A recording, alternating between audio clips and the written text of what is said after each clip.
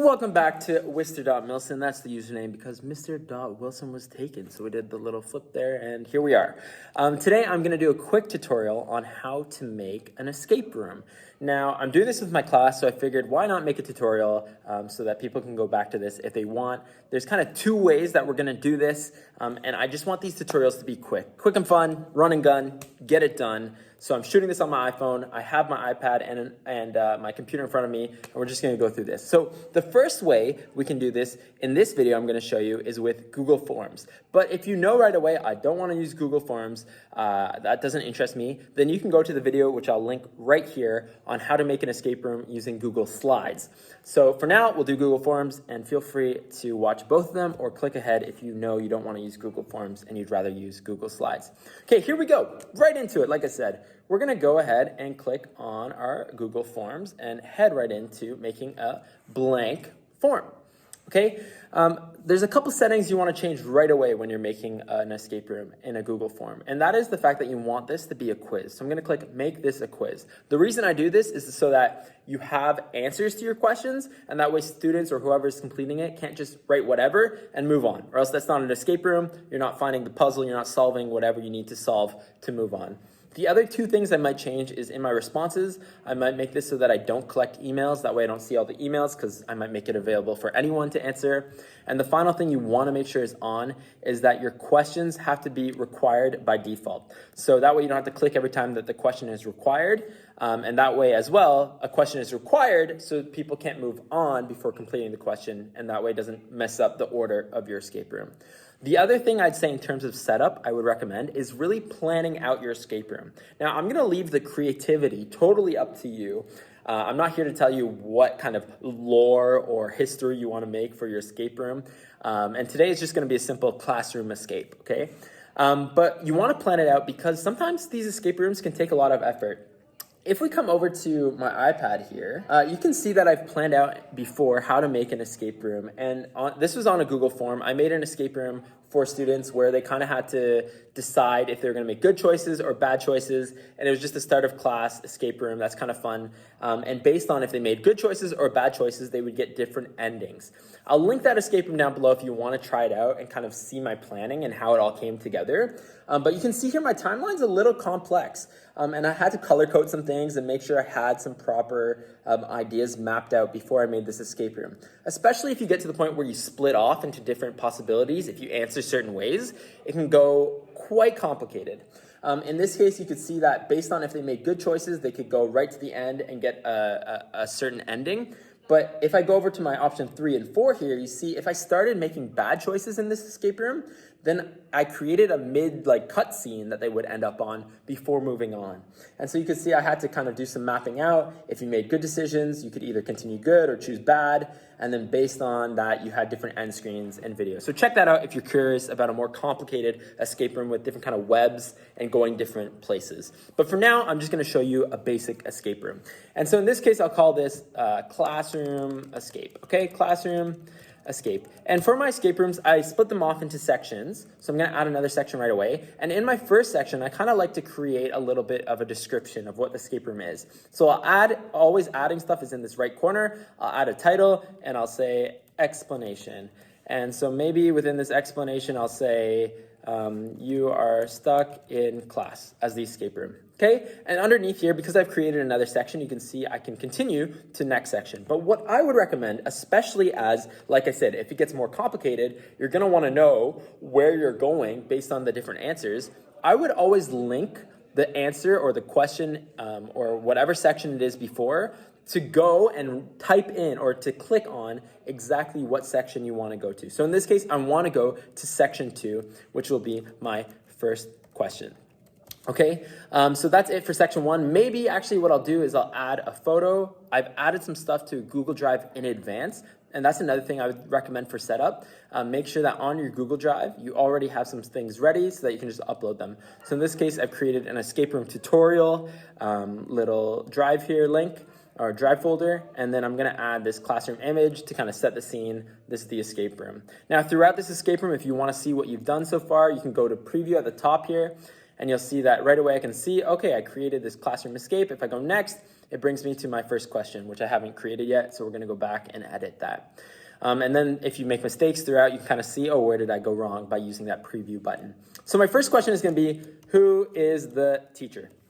Okay, and for questions on Google Form, as you can see this top right corner, you have multiple choices. So you can do multiple choice, you can do short answer, paragraph. In general, for escape rooms, you're probably going to use either multiple choice or short answer. There are other ways to use other ones of them, but for now, I'm just going to show you multiple choice and short answer. My favorite is multiple choice. Because with multiple choice, I'll show you, you can kind of start to determine if you're going to go in a certain path based on the choices you make. So in this case, who's the teacher is the first question. Who is this is the question, okay? And my options are going to be me, Mr. Wilson. We could do my wife, Miss Brown. Miss Brown. I could do Wr.Milson, which would be incorrect, and etc. I could add as many options as I want. Now, if I leave it alone and it's required and they answer it and I don't set an answer key, they're just going to be able to go through to the next section, which I don't want. So I'm going to create my next section, and I'm going to make sure that within my answer key, I've selected a correct answer. And the correct answer is Mr. Wilson. Okay, that's the correct answer. But beyond that, I also want to set it up so that it's a little more fun than just, oh, if I get it wrong, I see I got it wrong, and then I keep going until I get it right. I want to create a bit of an escape room feel where if they make a wrong choice, something is going to happen to them. And so in this case, I'm going to go to the bottom where it says more options here, and I'm going to go to section based on answer. And so what that does is if I get it right, I can maybe, if I make my section 3 titled right answer, I can continue to right answer as a section. But now I'm going to create another section down here, add another section, and we can call this wrong answer, okay? And so in this case, now if I go back to my question, I can select that if they type Miss Brown, or if they select Miss Brown, they're going to go to the wrong answer. Or if they go to Wr.Milson, that is the wrong answer. And obviously, I like to add some images. So who is the teacher? Well, they can't tell who the teacher is yet because I don't have an image. So I'm going to add an image of myself. And that way they can see, okay, here's the teacher we're talking about. The right answer would be me, Mr. Wilson. If they get that right, then they can, if I go down to right answer here, I can add a check mark. Yay, you got it right, right answer. And if they got it wrong, I'm going to add an image that shows that they got it wrong. Now, because I'm trying to make this video really quick, obviously you could kind of stem off, and if they got it wrong, maybe you then continue the escape room, and if they get another one wrong, they lose, or make some different like variations and kind of split off your path. But for now, I'm just going to make it nice and easy and say, if you get one answer wrong, you're going to have to go back to the beginning. So now, once they hit the wrong answer, instead of continuing to the next section, which would be right answer, I don't want them to go there, I'm going to go and I'm going to link this, continue. Instead, they're going to continue to section 1, which is the beginning of the escape room. So they get it wrong, they have to go back to the beginning. Kind of fun that way. Oh, dang, I have to restart the escape room. Now, for my right answer section, I'll create another section, and so that afterwards, oh, sorry, I've accidentally moved my image into the next section. So I'll move it back up. Now, I'll ask another question, and so if they get it right, I'll link it to another question so that way they move on to the next question. And let's quickly finish this off by making one more question together. So I'm going to add a question, and this time instead of multiple choice, I'm going to show you how to make it a short answer question. Okay? And in this case, for short answer questions, the difference is you can't really split off. With the multiple choice, if they answer a certain way, you can send them somewhere. But for short answer, they keep getting it wrong until they get it right, and then they can move on. So I like to have a little bit of variance in my escape room and add a bit of both. So in this case, I'll just ask the same question. Who is the teacher? I keep capitalizing my H. Who is the teacher? And again, the answer this time will be Mr. Wilson. So answer key, I can go ahead and add the correct answer, which is Mr. Wilson. But the thing is, right now, is if I want a correct answer, I have to write all these different correct answers. And you know students or whoever's completing this form are going to write them in different ways with some capitalizations. Maybe they'll capitalize the whole things.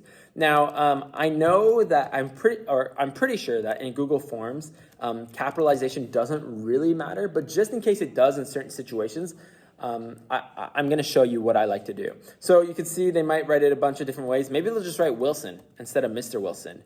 So now I've had to type out all these possible answers, which will take forever if you're making a long Google form. So instead of doing that and making correct answers and making a ton of them before they move on, what I'm going to do is I'm going to go down to more options, and I'm going to make responsive validation, which makes it so that my students, instead of greater than, I'm going to do text for number and contains. So now my answer has to contain Wilson, and I'm going to capitalize it. And then if they get it wrong, custom error text, I'm going to say wrong, so they know they got it wrong and they have to keep doing it. So in this case, what I also like to do so that I don't have to type out all the possible correct answer and what it contains, I'm going to say, who is the teacher? And I'm going to give a description of how I want them to answer this question. So I'm going to say all caps. So my people answering this question know that they have to type it out, all caps. And I'm going to give Mr. and then kind of give, boom, fill in the blank. So that way they're only using Wilson, and it's nice and clear what they have to answer with. So that's one thing I find is useful in Google Form to kind of make sure that there's not too much variance, and even if they have the right answer, they might be getting it wrong. So I kind of streamline it so that it's direct, it's clear, this is the answer you're going to create. If you don't do this response validation, students are going to be able to enter whatever they want, even if it is wrong, and they're going to be able to move on. And you don't want that for an escape room. You want to make sure that they have to get it right before they move on. So in this case, I'm going to say that if it's not Wilson, they're going to get it wrong. And now we're just going to create one final section, which is, yay, you win. And that's the end of our escape room for this tutorial. So let me show you in preview, like I said, where you can see if you got things right or wrong, if our escape room worked. And sometimes you might find something didn't work, and that's totally okay. That's why we have preview, and then you can go and try to figure out, you'll troubleshoot what the problem is.